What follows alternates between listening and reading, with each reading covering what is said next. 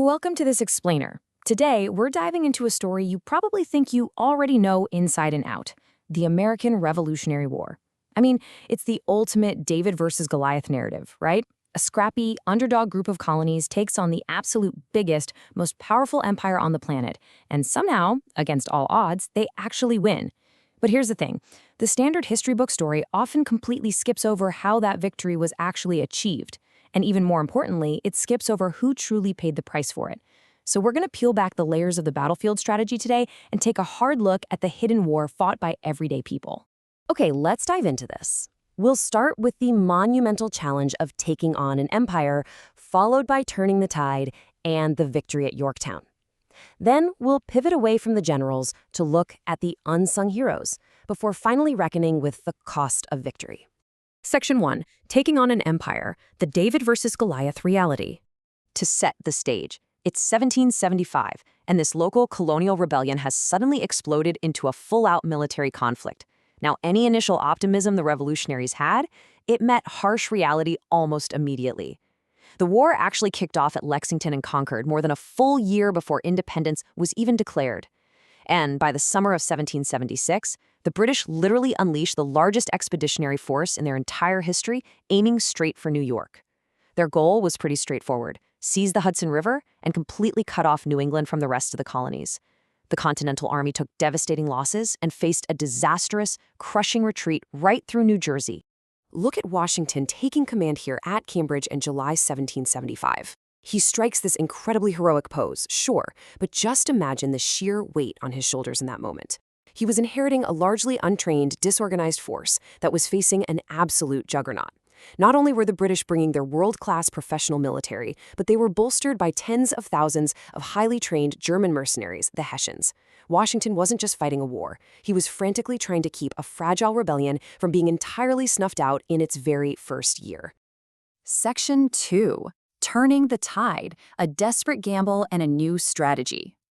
By the time winter set in, Army morale had hit rock bottom. Washington desperately needed something, anything, to convince his men to re-enlist before their terms expired at the end of the year. So, Christmas Day, 1776. Talk about a desperate gamble. With his army rapidly dwindling, Washington launched a daring nighttime surprise attack. He ferried the few thousand exhausted men he had left across the freezing Delaware River under the cover of utter darkness. They struck the Hessian camp at Trenton, and this massive gamble actually paid off. It wasn't just a tactical win. It secured much-needed supplies and gave the army a huge morale boost exactly when all hope was fading fast. Now, what's really interesting about this slide is the massive shift in military thinking it shows. You see, European warfare at the time was all about these massive head-on battles and capturing major cities. And the British did exactly that. They successfully took New York and the capital, Philadelphia, in 1777. Yet, surprisingly, their overall position actually weakened.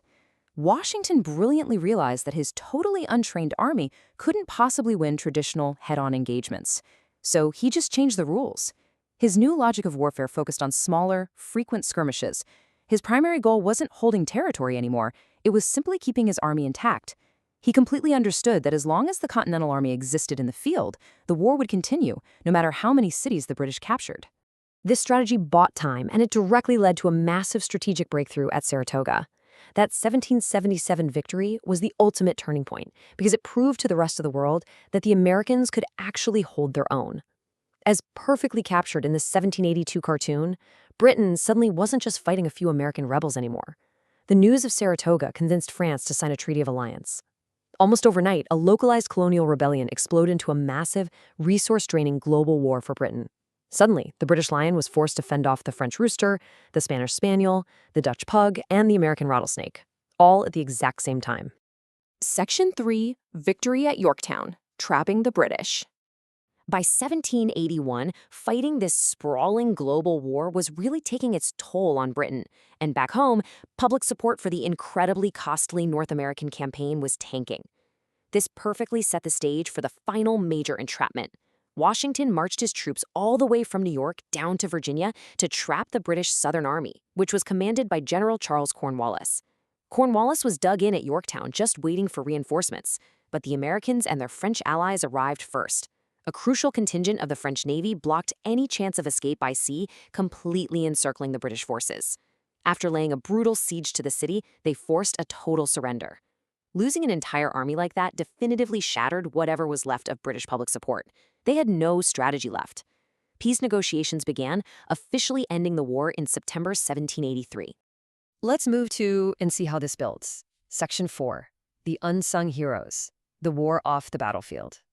While famous generals and treaties usually dominate the history books, this war was actually won and sustained by everyday people facing genuinely impossible odds. Take a look at this deceptively simple quote from Abigail Adams. She wrote to her husband John about the difficulties of minding family affairs. It sounds so polite, right? Almost modest. But the harsh reality behind this little phrase is nothing short of astonishing. While her husband was away, Abigail was basically running a massive operation.